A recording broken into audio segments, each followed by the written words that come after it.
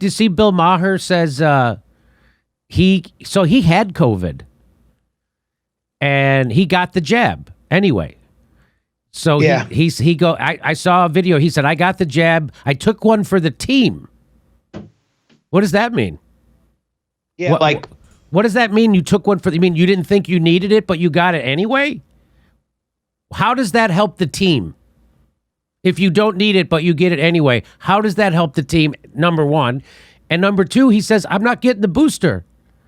So that's a major television personality, a major voice in the culture that the establishment props up. Unlike us, the establishment does not prop us up. They try to silence us. So there's someone who's being propped up by all the billions of dollars of the entertainment industry and the establishment saying he's not taking the booster and saying he took the jab for the team. Like, hey, I didn't even freaking want to take this. Well, yeah, a lot of my friends are getting what we call breakthrough cases, which are also known as cases or infections, because, after about 4 to 6 months of taking the mRNA jab, the efficacy wanes and you can easily get infected. And they all say, it would have been worse if I hadn't taken it, maybe. But the fact is they don't need a booster after being infected because natural infection provides you with the strongest possible protection, T-cell immunity protection against being reinfected. And that's been backed up by a Tel Aviv University study, the most comprehensive study of natural immunity. It showed it was at least 7 times more effective than naive vaccination.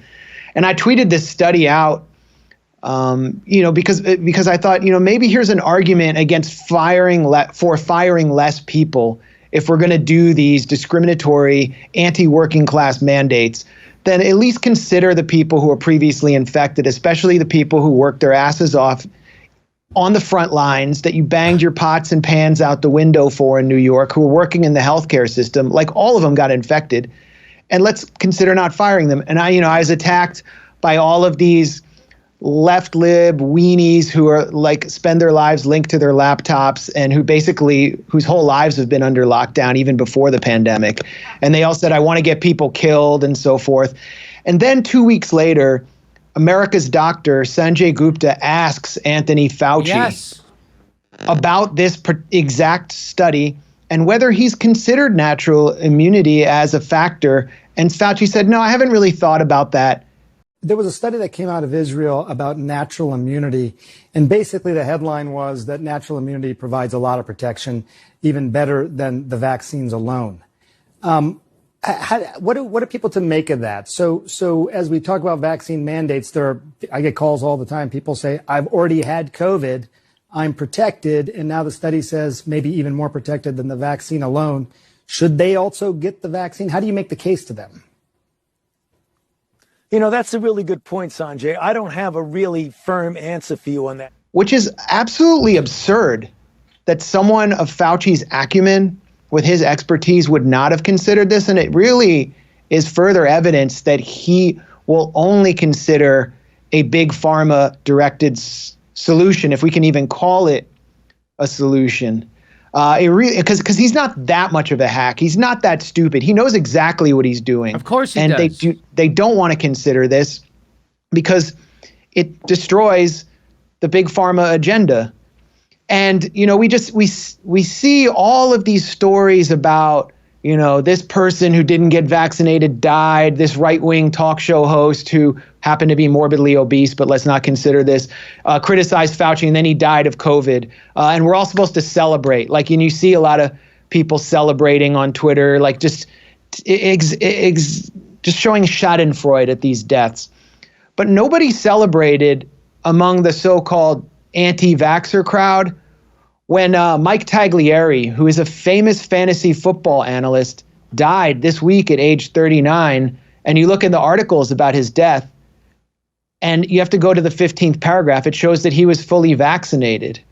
You don't see people celebrating when Chris Rock, who took the Johnson & Johnson jab, gets infected and says, guys, you don't want this, but go ahead and take the jab, just like I did. Because he doesn't want to be the next Nicki Minaj. You don't see the media attacking him and mocking him for getting vaccinated, then getting infected. But you do see the media mocking and attacking Joe Rogan, who went and took the so-called horse paste of ivermectin, which is actually a Nobel Prize winning treatment. Human medicine. And Joe Rogan, he went out and beat it with that and monoclonal antibodies in 2 days. But there was this, you saw the kind of the drumbeat for Joe Rogan. Yes. Will he die? He deserves to die. Death to Joe Rogan, and mocking Joe Rogan when he apparently fared much better than Oscar De La Hoya, another top athlete who wound up in the hospital after being fully vaccinated. Now, I'm not saying that the vaccinations have no value at all, that they don't prevent death. I'm just talking about the way that the media processes this and the way that things you learn about in basic 5th grade or junior high biology are totally disregarded here in order to prevent any interference with Big Pharma's profit-driven agenda or the discriminatory mandates. Dr. Fauci was asked on CNN not by a guest, and they brought it up. They said, "Hey, what about people who get sick with COVID and then they have greater immunity? That's better than the vaccine. How could you mandate for that?" And he said, "I don't have a good, solid answer for you." That's what Dr. Fauci. He said, "I don't have a solid answer for you." What? That's what you're referring to, right? This study's been covered in Science Magazine. It's been covered in, I think, New York Magazine. It's been covered in mainstream media. How does Fauci not know about it? And why do we even need this study? There are so many studies. University of Washington School of Medicine produced a study showing infection from a moderate case of COVID can produce lifelong immunity. That's just one of dozens of studies. And Fauci's claiming ignorance here. This is the guy who admitted that he told the noble lie on the threshold for herd immunity in order to manipulate people into increasing vaccine uptake. I mean, he's admitted to lying for noble reasons. So it's not what he's doing is he's damaging public trust in actual science in the name of the science, or what you could call scientism. We're doing a live Jimmy Dore show in Sacramento, October 3rd. We're just added a second show. Plus, we're doing stand-up comedy in Florida, in West Palm Beach, and Dania. And then we're going to Buffalo, Baltimore, Tempe, and Portland. Go to jimmydorecomedy.com for a link for all our tickets.